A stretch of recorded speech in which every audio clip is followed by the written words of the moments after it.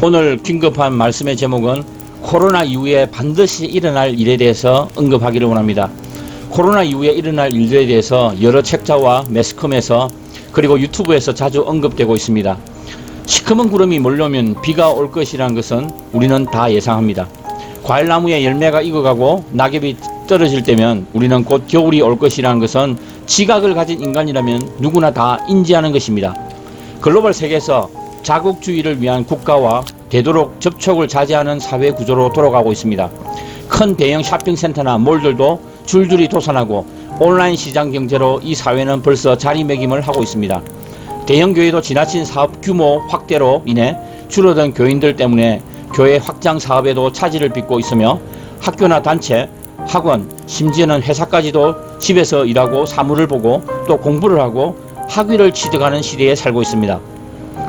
교통과 통행과 왕래라는 시대에는 모든 것들이 연관되어 있어서 석유값이 올라가면 교통비가 올라가고 제조업의 원자재 값이 올라가고 당연히 생산비가 올라가게 됩니다. 결국에는 소비자에게 부담을 주어 세금 부담이라는 걱정을 떠안게 됩니다. 또한 국가는 국민들의 불만 해소와 폭동을 잠재우기 위해 달러를 찍어내야 하고 그렇지 못한 국가는 또 빚을 내어야 합니다. 건강과 세금 혜택을 제공하기 위해 또 빚을 내어야 하고 젊은이들은 미래에 대한 불확실성 때문에 국가에 대한 불신과 낮은 의존도를 다양한 방법으로 표출합니다.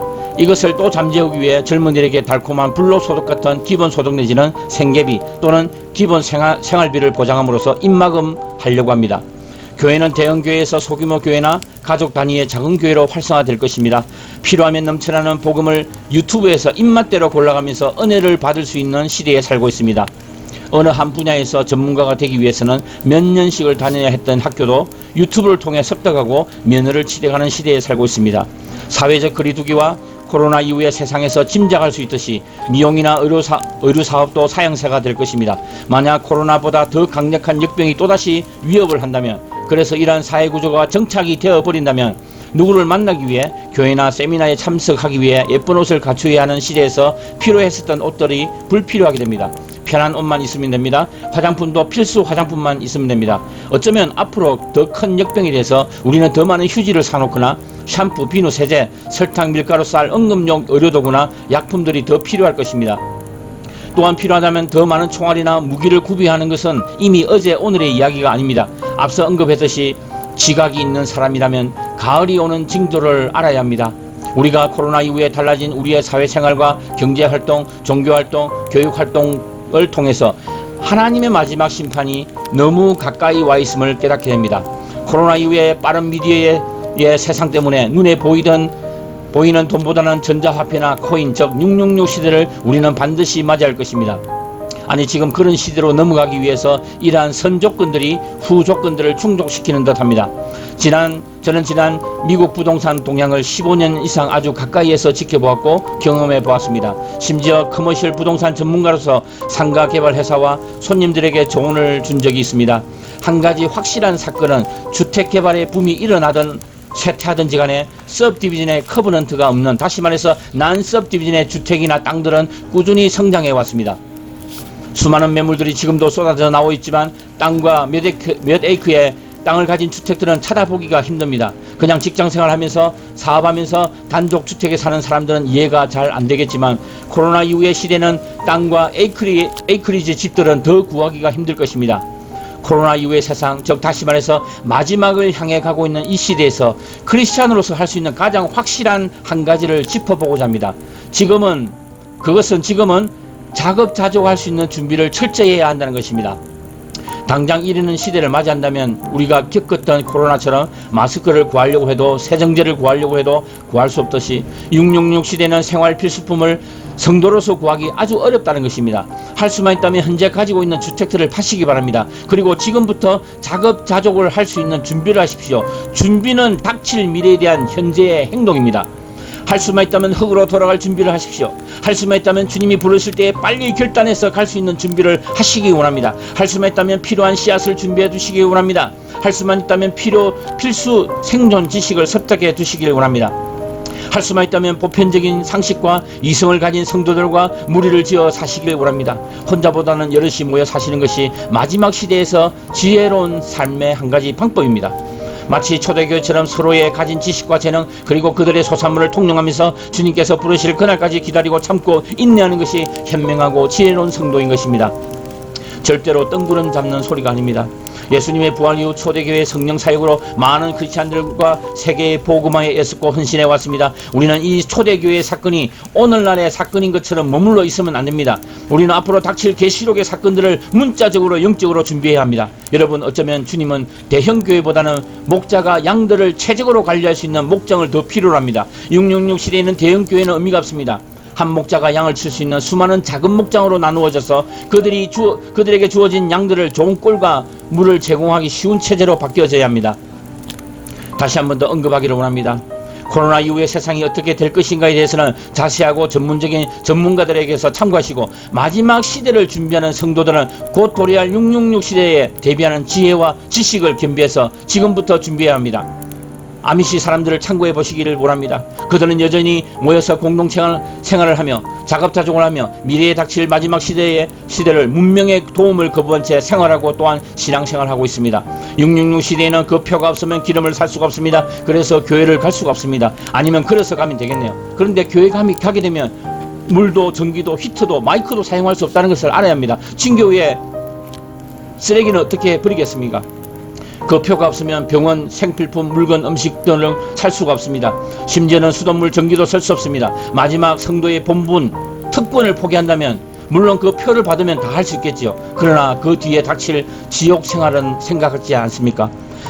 자급자족만이 앞으로 주님 오실 때까지 살아남는 방법입니다. 마지막 시대는 국가나 정부의 법망에서 벗어나 살아남는 준비를 하는 것입니다. 식량에 대한 준비인 것입니다. 몇몇이 모여 예배를 드리고 꼭 필요한 것들은 물물 교환할 수도 있지만 되도록 필요한 것들은 만들어 사용하고 필요한 음식이나 채소, 과일도 지금부터 심고 씨앗을 확보함으로써 준비하는 생활을 하십시오. 그곳에서 직접적인 하나님을 발견하십시오. 앞으로 가지고 있는 돈도 인플레이션 때문에 가치가 떨어집니다. 아파트에서 살고 있습니까? 지금 당장 파시고 땅이 딸린 집을 사세요. 땅을 살 형편이 안 된다고요? 보편적인 이성과 감성 그리고 영성을 가진 분들과 공동명의로 구입하셔서 지금부터 준비하십시오. 교회에 부지가 있는 교회는 교회의 사업 확장보다는 그 부지를 생존을 대비해서 공동 작업자족하는 텃밭으로 바꾸시길 바랍니다. 그때가 되면 준비 못한 자들의 공격과 테러도 예상하셔야 합니다. 마귀들과 싸우는 마음으로 주님이 부르실 때 그때까지 잘 싸워서 꼭 천국에서 만나시기를 바랍니다. 인간의 수명이 100세를 바라보는 시대에 살고 있지만 50대, 60대가 되면서 일자리를 구하기 힘든 남은 여생을 보내는 암울한 시대를 살고 있습니다. 마지막 시대에는 정부가 모든 것을 통합하고 컨트롤하는 시대를 우리는 반드시 경험할 것입니다. 모든 것들이 기계화되면서 젊은이들까지도 일자리를 구하기 힘든 시대를 반드시 경험할 것입니다. 더욱더 강력한 역병으로 사회가 혼란한 시대를 경험할 것입니다. 더욱더 잦은 천재지변으로 분노하는 자인의 아무것도 할 수 없는 우리를 경험할 것입니다. 여러분, 완전한 것이 오면 부분적으로 하는 은사들도 필요합니다.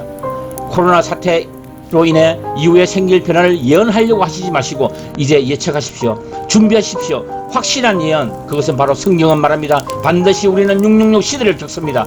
옛말에 이런 말이 있습니다. 방귀가 잦으면 똥 산다는 말이 있습니다. 이 말은 방구를 자주 끼면 화장실에 갈 수밖에 없다는 해석은 전혀 무리가 없다는 말입니다. 이 말은 어떤 현상과 연관이 있는 징조가 자주 나타나게 되면 필경 그 현상이 생기기 마련이라는 뜻입니다.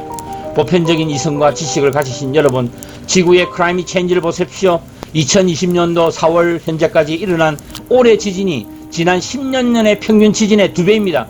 코로나 때문에 묻혀졌던 이 지진이 얼마나 심각한지 우리는 깨달아야 합니다. 지역적인 폭우, 홍수 기근을 보십시오. 마지막 시대에 초래할 지식의 증가와 빠름, 그리고 역병을 보세요. 방귀가 잦으면 똥 산다.